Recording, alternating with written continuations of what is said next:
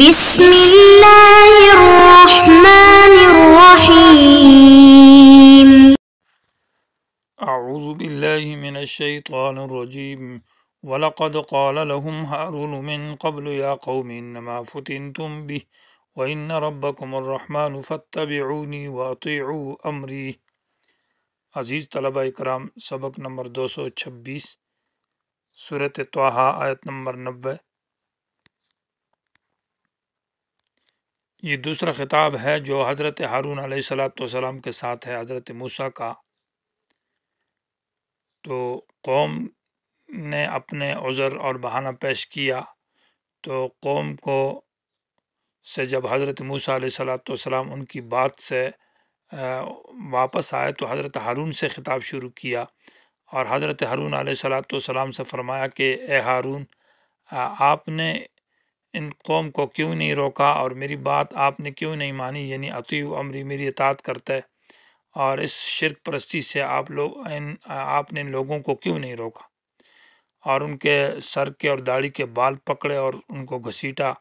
اپنی طرف کھینچا اور غصہ کیا۔ تو حضرت ہارون علیہ السلام نے واسطہ دیا والدہ کہ یبن ام لا تأخذ بلحیتی ولا براسی، کہ داڑھی اور سر کے بال نہ پکڑ کر کھینچ، بات سن۔ تو حضرت ہارون علیہ السلام نے جب اپنا عذر پیش کیا تو موسیٰ علیہ السلام نے ان کو چھوڑ دیا، بلکہ سورہ اعراف کے اندر ذکر ہے کہ حضرت موسیٰ علیہ السلام نے ان کے لیے دعا مانگی اور کہا اللہ مجھے بھی معاف کر، میرے بھائی حضرت ہارون کو بھی معاف کر، رب اغفر لی ولی اخی، مجھے بھی معاف کر اور میرے بھائی کو بھی معاف کر اور ہم پر رحم فرما۔ تو حضرت ہارون علیہ السلام نے اپنا جو عذر اور بہانہ پیش کیا وہ یہ تھا کہ حضرت ہارون علیہ السلام قوم کو دعوت دیتے رہے، لیکن حضرت ہارون علیہ السلام کی بات وہ نہیں مانتے تھے، اور وہ کہتے تھے کہ اب جب تک موسیٰ علیہ السلام نہیں آئے اور جو موسیٰ علیہ السلام ہمیں حکم اور آرڈر دیں گے ہم اس کی بات مانیں گے۔ گویا کہ کمزور آدمی کی بات، اگرچہ حضرت ہارون علیہ السلام عمر میں بڑے ہیں حضرت موسیٰ علیہ السلام سے، لیکن بڑائی بعقل است نہ بکبر، بڑائی جو انسان کی وہ عقل کے ساتھ ہے، عمر کے ساتھ نہیں ہے۔ حضرت موسیٰ علیہ السلام سمجھ میں اور عقل میں ان سے زیادہ تھے اور ان کی بات زیادہ اثر کرتی تھی، اور حضرت ہارون علیہ السلام کی بات پر ان پر زیادہ اثر انداز نہیں ہوتی تھی۔ تو ان آیات کے اندر اسی کا تذکرہ ہے۔ وَلَقَدْ قَالَ لَهُمْ، البتہ تحقیق ان سے کہا ہارون علیہ السلام نے، من قبل، یعنی من قبل سمانا موسیٰ علیہ السلام کی واپسی سے پہلے، من قبل رجوع موسیٰ الیہم، یا قوم، اے میری قوم، انما فتنتم، بے شک تم آزمائش میں ڈالے گئے ہو اس بچھڑے کی وجہ سے۔ یہ بھی تم پر ایک امتحان ہے اللہ کی تعالیٰ کی طرف سے کہ تم سامری نے تمہارے لیے ایک بچھڑا بنایا اور تم اس کی عبادت کرتے ہو، اور اللہ تبارک و تعالیٰ امتحان لیتا رہتا ہے۔ وَإِنَّ رَبَّكُمُ الرَّحْمَنُ، بے شک تمہارا رب بڑا مہربان ہے، اور اللہ کی مہربانی یہ ہے کہ تمہاری اس گناہ کی سزا، یہ جو بڑی غلطی ہے، اور اس کی سزا تو تمہیں اللہ تعالیٰ یہ دیتا کہ تمہیں نیست و نابود کر دیتا اور ختم کر دیتا، لیکن وہ رحمان ذات ہے جس نے چشم پوشی کی ہے اور وہ نہایت مہربان ہے، تمہیں کچھ نہیں کہتا۔ فَاتَّبِعُونِی، میری پیروی کرو، میری اتباع کرو۔ میری اتباع سے یہ ہے کہ میرے نقش قدم پر جاؤ، یعنی توحید پر آ جاؤ، ایمان اور اسلام پر آ جاؤ، نیک اعمال کرو، شرک اور کفر کو چھوڑ دو۔ وَأَطِیعُوا أَمْرِی، اور مانو امری، میرے حکم کو، میں تمہیں جو تقریر اور بات کرتا ہوں۔ قالوا، کہنے لگے، لن نبرح علیہ عاکفین حتی یرجع الینا موسیٰ، ہم ہمیشہ اسی بچھڑے کی عبادت کے اوپر جمع اور بیٹھے رہیں گے جب تک کہ موسیٰ علیہ السلام ہماری طرف واپس نہیں آئے۔ قالوا، کہنے لگے، لن نبرح، برحا یبرح کا معنی زائل ہونا، ہٹ جانا، تو لن نبرح، ہم ہرگز نہیں ہٹیں گے، معنی ہمیشہ رہیں گے، معنی حاصل ہی ہوگا۔ علیہ عاکفین، عکفہ یا عاکفو کا معنی کسی چیز پر جم جانا، بیٹھ جانا، ٹھہر جانا، تو علیہ جار مجرور متعلق ہے عاکفین کے ساتھ، معنی لن نبرح عاکفین، ہم ہمیشہ بیٹھے رہیں گے، جمع رہیں گے، علیہ، اس بچھڑے کی عبادت پر، حتیٰ یرجع، یہاں تک کہ واپس ہو جائے، الینا، ہماری طرف، موسیٰ علیہ السلام۔ قالا، تو حضرت موسیٰ علیہ السلام نے فرمایا، یا ہارون، اے ہارون، ما منعک، یہ تو حضرت ہارون علیہ السلام کی جو تقریر تھی یہ موسیٰ علیہ السلام کے آنے سے پہلے تھی۔ اب حضرت موسیٰ علیہ السلام نے ہارون سے کہا کہ یا ہارون، اے ہارون، ما منعک، کس چیز نے روکا تجھے، اذ رأیتہم، جس وقت تو ان کو دیکھ رہا تھا، ضلوا، کہ وہ گمراہ ہو چکے تھے، گمراہی سے مراد یہ کہ وہ شرک میں اور گسالے کی عبادت میں، بچھڑے کی عبادت میں لگ چکا تھے، اور تو کس چیز نے تجھے روکا؟ اللہ تتبعنی، یہ ما منع کا مفعول ہے،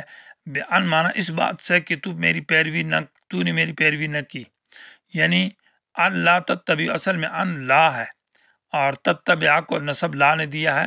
اور اس کا معنی یہ ہوگا کس چیز نے روکا تجھے کہ تو میری پیروی نہ کرتا، ان کو روکنے میں اور منع کرنے میں اور ان کو غصہ کرتا۔ افعصیت امری، کیا تو نے نافرمانی کی میرے حکم کی؟ میں نے تو کہا تھا اخلف لی، اور میرے جانشین ہو جا، اور وہ اصلح، اور قوم کی اصلاح کر، جیسے سورہ اعراف کے اندر اس کی تفصیل ذکر ہے، وہاں دیکھ لیجئے۔ قالا، تو حضرت ہارون علیہ السلام نے فرمایا یبن امّا، اصل میں یبن امی ہے، اے میری ماں کے بیٹے۔ تو ماں کی طرف نسبت اس لیے کہ رحم اور رحم دلی کے لیے، تاکہ اس کو رحم آ جائے۔ قالا کا یبن امّا، اے ماں کے بیٹے، لا تاخذ بلحیتی، نہ پکڑ میری داڑھی کو، ولا براسی، اور نہ میرے سر کے بالوں کو۔ لحیتی سے اس بات کی طرف اشارہ ملتا ہے کہ انبیاء علیہ السلام کی داڑھی ہوتی تھی، اور وہ داڑھی اتنی تھی جو انسان یعنی مٹھی سے اس کو پکڑ سکے، وہ داڑھی لمبی تھی، تو اس لیے موسیٰ علیہ السلام نے کو داڑھی سے پکڑا جو ہاتھ میں آ سکتی تھی، اتنی چھوٹی نہیں تھی۔ یہ گویا قرآن کی صریح دلیل اور آیت ہے داڑھی کے مٹھی سے زیادہ ہونے کے اوپر۔ لا تاخذ بلحیتی، نہ پکڑ میری داڑھی کو، ولا براسی، اور نہ میرے سر کے بالوں کو، انی خشیتو، بے شک میں ڈرتا ہوں، ان تقولا، کہ تو پھر کہے گا، مجھے تو یہ خطرہ تھا کہ ان تقولا، موسیٰ آپ کہیں گے فرقت بین بنی اسرائیل، کہ تو نے جدائی ڈالی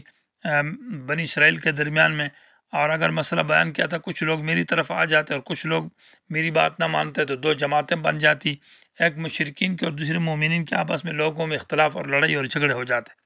ولم ترقب قولی، اور تو میری بات کا انتظار تو نے نہ کیا، تو کل کو موسیٰ علیہ السلام تو یہ باتیں کرتا، مجھے یہ خطرہ تھا کہ تو کہے گا کہ میری قوم کے اندر تو نے تفریقہ پیدا کر دیا، اور اس کے اندر فرقہ واریت پھیلا دی ہے۔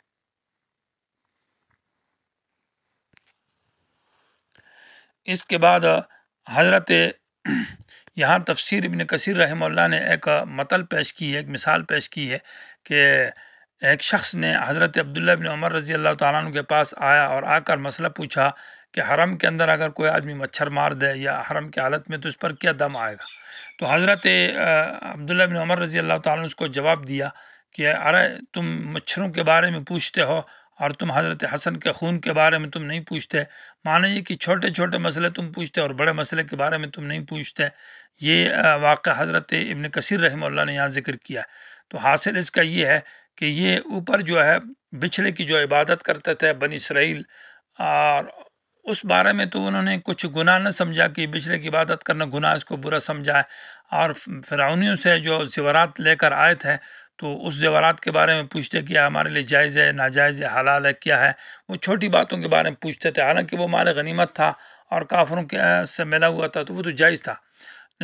بچھڑے کی عبادت کرنا، شرک کرنا، اس کے بارے میں کوئی ٹس مس نہیں ہے، اور زیورات کے بارے میں پوچھ رہے ہیں۔